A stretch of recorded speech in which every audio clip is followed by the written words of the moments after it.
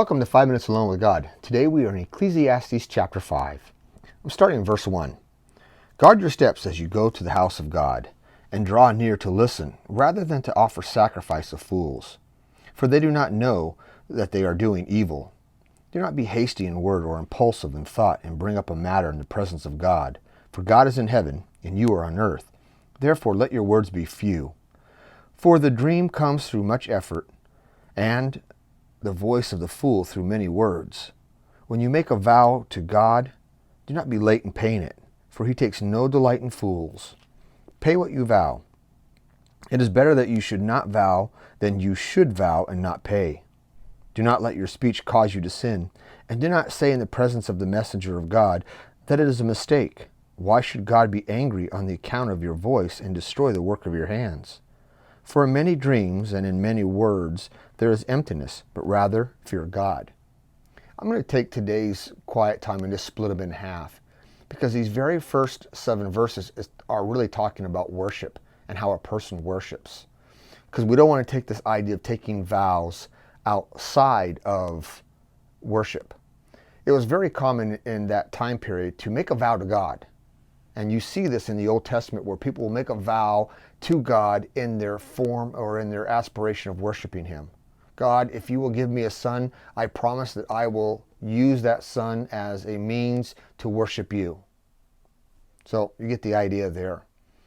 And so what the author is saying, Solomon is saying, don't make a vow to God and then not give it and not pay it.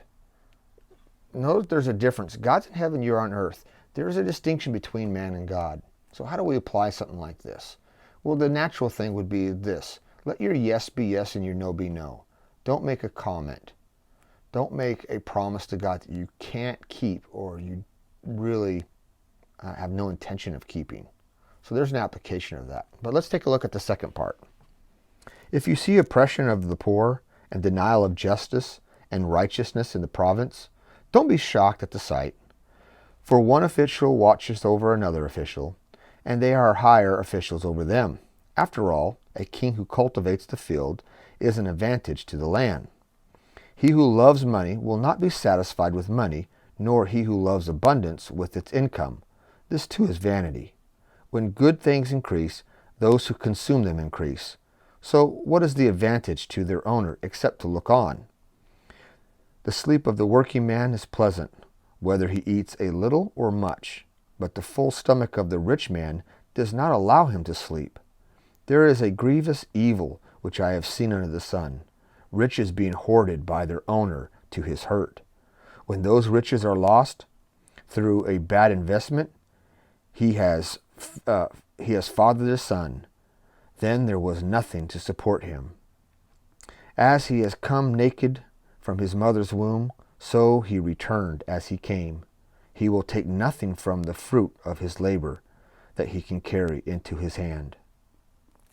So the second part is really talking about the collection of wealth or the collection of money. If we are hoarding things together. And that's what's really taking place in this passage. We see that sometimes the desire to have money, and once you have it, it sort of just eats up and takes away from everything to where you can't enjoy its real purpose. Oftentimes we think that rich people have it made. They've got it great. But because they have so much, all they can do is think about it and worry about it. That's not a freedom. That's called being enslaved. So how would you and I apply this? If God gives you increase, if God blesses you financially, what should you do with the funds?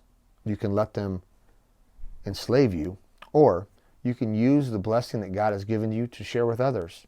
That's really the biblical idea that we find in Scripture. Take what God has given to you and share it with others.